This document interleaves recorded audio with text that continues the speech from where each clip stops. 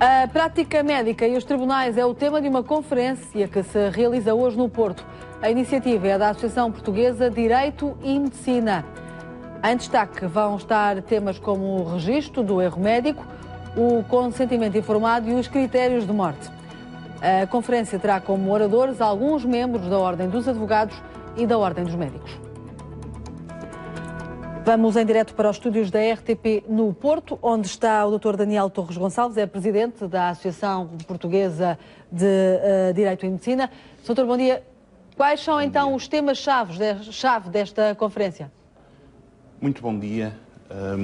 A Associação Amed Iuris, a Associação Portuguesa de Direito e Medicina, organiza hoje a conferência relativa à prática médica e os tribunais, e o que pretendemos discutir são as influências que hoje em dia o aumento da litigiosidade envolvendo médicos tem na prática clínica. Apesar de não termos números que sustentem quantitativamente esta assunção de que há mais litígios envolvendo médicos, a verdade é que na prática isso se sente, e por outro lado há um estudo de 2011 que aponta para a duplicação dos litígios envolvendo médicos nos últimos 4 anos.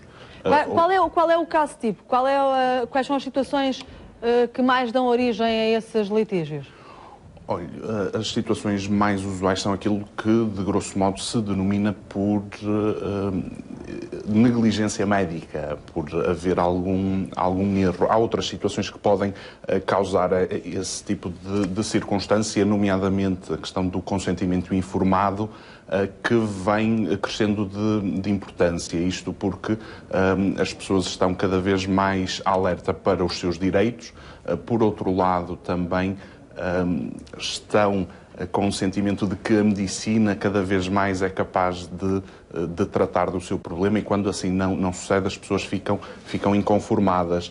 Assim sendo, sempre que temos uma circunstância que faz com que o problema do paciente não corra como desejável, temos um litígio em potência, ou seja, temos muitas vezes aquilo que se denomina por negligência médica ou, de forma mais geral, o erro médico. Doutor, regra geral, esses casos arrastam-se muito tempo em tribunal? Sim, infelizmente são situações que se arrastam por muito tempo. É um problema geral da nossa justiça, e o direito da medicina não é exceção. Temos aqui ainda por cima um campo em que a especificidade torna o processo muito complicado. Estamos a falar de situações muito complexas em termos de medicina, com as quais quer os advogados, quer os juízes têm que conseguir lidar, e esta também é outra faceta que pretendemos ver discutida na conferência de logo à noite. Ou seja, por um lado, a influência, o impacto que o aumento de litígios tem para a prática médica por parte dos médicos, por outro lado também a influência que tem este tipo de casos que são muito específicos para os advogados e para a prática da advocacia. Pretendemos ter estas duas realidades. Por isso é que, por um lado, teremos o Dr. José Miguel Guimarães como orador, que é o presidente do Conselho Regional do Norte da Ordem dos Médicos, e também teremos o Dr. Guilherme Figueiredo, que é o presidente do Conselho Distrital do Porto da Ordem dos Advogados. Doutor, já falámos do número de casos que nos diz que tem vindo a aumentar, o número de processos tem vindo a aumentar. Em relação às condenações, tem havido mais condenações? Não existem números para sustentar estes estudos. No fundo, nós não temos o registro do número de litígios. A percepção geral que existe é que estes alegados erros médicos são difíceis de provar em tribunal. São difíceis de provar, e só recentemente agora é que começamos a perceber o impacto e a importância disto. Agora, a verdade é uma: eu sou advogado, trabalho essencialmente com direito da medicina, e quem está nos tribunais percebe que este tipo de caso tem vindo a aumentar. Infelizmente, não temos números para sustentar quer o aumento de litígios à partida, quer o número de condenações ou absolvições no final dos processos.